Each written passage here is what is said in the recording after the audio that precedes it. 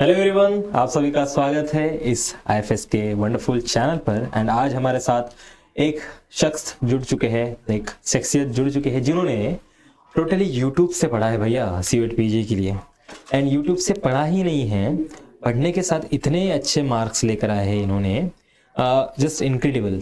जो लोग कहते हैं ना कि हमारे पास रिसोर्स नहीं है, हम कहाँ से वीडियोस देखें, कहाँ से इंफॉर्मेशन लाएं, उनके लिए एक बहुत अच्छी वीडियो होगी कि इन्होंने यूट्यूब से पढ़ के जो टेस्ट सीरीज़ दिए हैं, यूट्यूब से पढ़ के कंसेप्ट क्लियर किए हैं, ये बहुत सराहनीय बात है।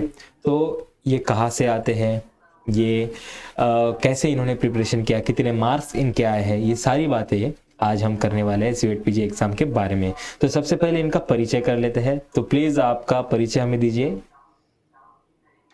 Myself, Nirpal Sharma. I have completed my PhD in biotechnology from Bharat Institute of Applied Science, Vadodara, Gujarat. And currently, I am looking for MSc of plant biotechnology. And you gave civet PG plant biotechnology, right? CVT, plant biotechnology and life sciences. Both. दोनों दिया था आपने। तो कितने marks आए थे आपके plant biotechnology में? Plant biotechnology में 231 है। वाह, ग्रेट। एंड वैसे ही लाइफ साइंस में? 154 से उसमें थोड़े कम रह गए। बहुत बढ़िया, बहुत बढ़िया, आपने इसको ट्राई किया है। एंड ऐसा क्यों लगा आपको कि सीवेट पीजी बेस्ट है मेरे लिए मास्टर्स करने के लिए? लाइक मैंने पहले पेपर भी दिया था, आईआईटी में भी दिया था। वो मतलब क्लियर हो गया था, पर उसमें इतने अच्छे से नहीं आता था कि आगे वो काउंसलिंग वगैरह के पेपर पढ़ पाऊँ। उस टाइम तैयारी भी इतनी नहीं हो पाई थी क्योंकि वो कॉलेज का सब चालू था। तो फिर वही फिर ऑल्टरनेटिव फिर वो ऑप्शन वही बचा था कि एक या तो पीजीए में अच्छे नंबर ले आओ या तो एग्जीक्यूटिव। तो ये अच्छा लगा कि मेरा स्कोर तो अच्छा था, उतना अच्छा नहीं था, तो वो काफी तैयारी हो रही है। बढ़िया, वेरी नाइस। एंड क्या करना चाहोगे आगे? आगे एमएससी या तो बायोटेक्नोलॉजी या तो प्लांट बायोटेक्नोलॉजी में करना चाहूँगा कि उसी में इंटरेस्ट है, मतलब थोड़ा उसके तरफ झुकाव ज़्यादा है। तो कुछ सोचा है कौन सी यूनिवर्सिटी होगी, कौन सा कॉलेज होगा?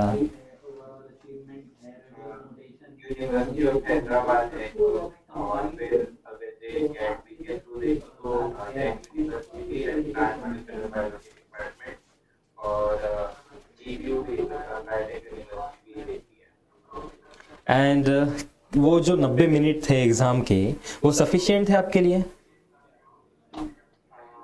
लाइफ साइंसेस में थोड़ा कम लगा क्योंकि लाइफ साइंसेस में इस बार थोड़ा मतलब पिछले चीजें जैसे ज़्यादा थी, थोड़ा टू लॉन्च बहुत ही ज़्यादा पूरी तरह से नॉर्मली वो बायोटेक में नहीं पढ़ते हैं, तो उसमें थोड़ा वो दिमाग खराब हो गया था।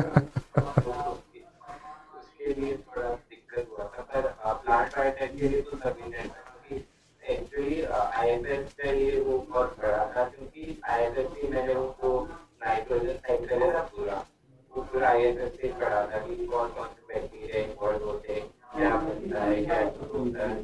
तो वो पूरा नाइट्रोजन साइकिल पूछा हुआ था और वो सारी चीजें जो कि आईएफएस के पढ़ा था कि और मात्रा नहीं पढ़ते वो नाइट्रोजन साइकिल में कैसे छूटने के लिए वगैरह भी क्वेश्चन आते हैं।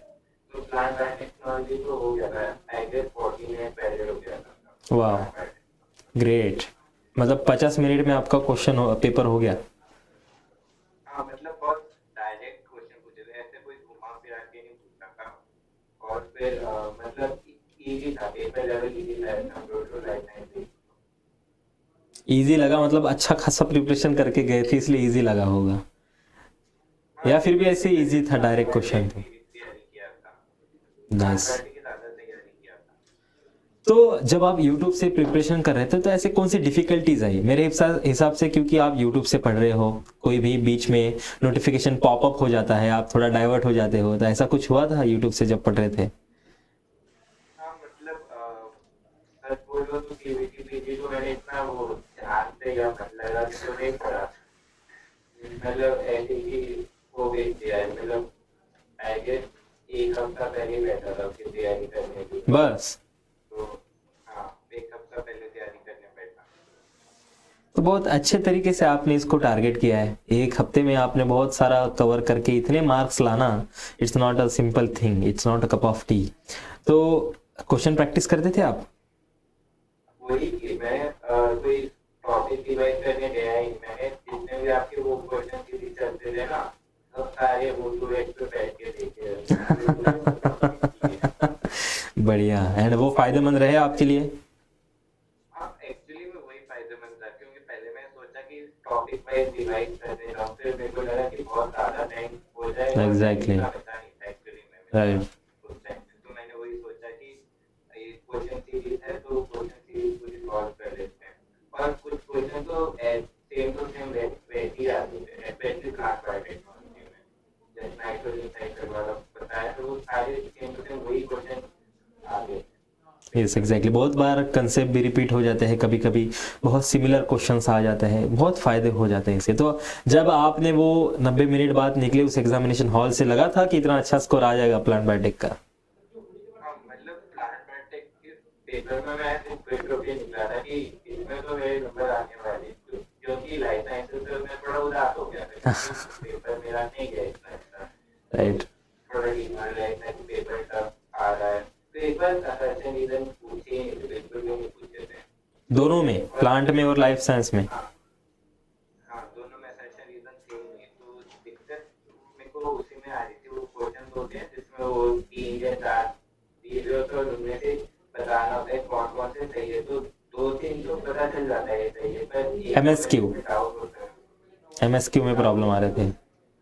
उसी में प्रॉब्लम है। मतलब मार्क्स वगैरह कटे हैं दोनों सब्जेक्ट में, उसी में ज़्यादा कटे हैं। ओके। फिर भी बहुत अच्छा स्कोर आपने लिया है।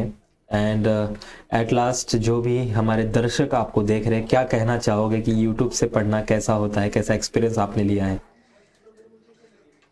यूट्यूब से पढ़ना तभी सफिशिएंट होता है कि आपको मतलब कॉन्सेप्ट के थोड़े क्लियर होने चाहिए, बैकग्राउंड नॉलेज हो। आपने सीधा क्वेश्चन सीरीज सॉल्व करने बैठ के तो आपसे वो नहीं हो पाएगा। आपको पहले अपने कॉन्सेप्ट क्लियर करने पड़ेंगे। तो आई गेस वो मेरी बेस्ट है कि तुम्हें जो कॉलेज टाइम में सब्जेक्ट वगैरह पढ़ाते होते हैं थोड़े बहुत कॉन्सेप्ट क्लियर कर लिए, तो उसकी वजह से थोड़ा बहुत हेल्प मिल गया। तो अगर आपके वो है ये कॉन्सेप्ट वगैरह क्लियर है तो आप क्वेश्चन सीरीज में जाओ, पर अगर आपकी कॉन्सेप्ट क्लियर नहीं है तो आपको शायद से वो लेना चाहिए, जैसे जो स्टडी मटेरियल वगैरह होता है वो आपको लगेगा।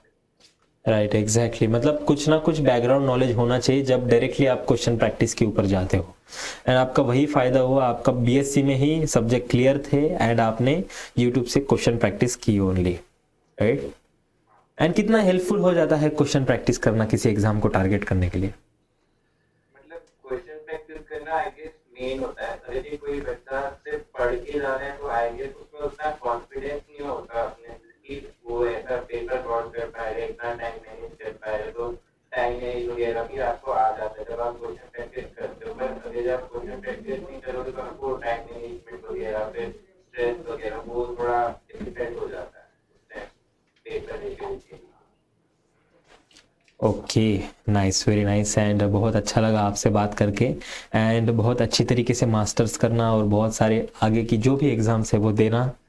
एंड आई होप इतना ही ब्राइट आपका फ्यूचर हो एंड इतने ही डेडिकेटेडली जितना आपने मेहनत किया है इस एग्ज़ाम के लिए उतना भी आगे करे।